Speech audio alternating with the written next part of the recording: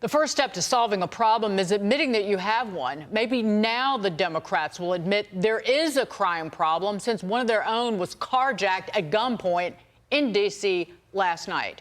Texas Congressman Henry Cuellar telling reporters, quote, "I always say that the border is safer than other places. If you look at the official murder rate, whatever crime, Washington's 2-3 times more dangerous than the border."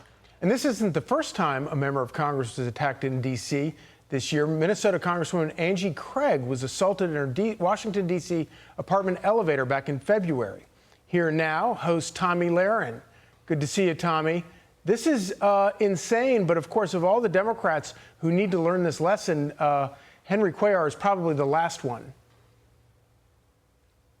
It's really unfortunate that hard lessons need to be learned this way. The same thing can be said of the migrant crisis in blue cities and states, and now Democrats, crying foul at the inundation they're experiencing with that. But crime really is no different. We don't have law and order at the border. We don't have law and order in American cities. And then you have entire states like Illinois and then now L.A. implementing no cash bail policies. It's almost as if they want this to get worse. They need to be pressed and they need to be asked what the motivation is for something like this. Why are you coddling felons and thugs and criminals and not protecting decent average Americans that are just trying to go about their day, raise their families, and maybe bring home a paycheck every now and then?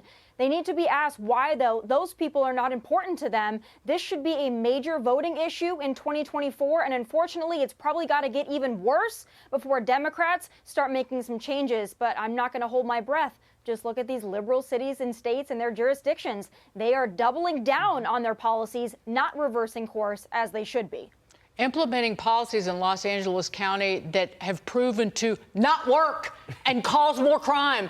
Tomi, what do you make of this? A Michigan sheriff sounding the alarm on criminal gangs from Central and South America crossing the border and then robbing luxury homes in the United States. That sheriff claiming that transnational criminal syndicates have snuck members across the border using fake IDs to get their hands on as many high-end cars, jewels, and watches as they possibly can. Yeah, why wouldn't they? That's my first reaction. When you have an open border and you can come over unfettered and unvetted and get into this country and slip under the radar because the border is being inundated right now, why wouldn't you? And we're going to see an uptick in this. I have a feeling it's going to get so bad. I spend a lot of time where you guys are in New York City, of course, and we see the migrant crisis there. You see a lot of young single men on your streets that are either flanking hotels or just on the streets with nothing to do. This is also going to be a big problem in these cities because these young men are probably going to turn to already established gangs and criminal organizations within these major cities. And then they're going to fan out and they're going to spread out into the suburbs where people have money and people have things. And so this is going to affect every single corner of this country. How bad is it going to get? Well, let's brace ourselves until we actually have leaders and politicians that are more concerned with something like this than ousting somebody for clicks and attention. Again, I'm not going to hold my breath. Tomi, great to see you. It's amazing. Driving it home. Tomi Lahren, thank you so much.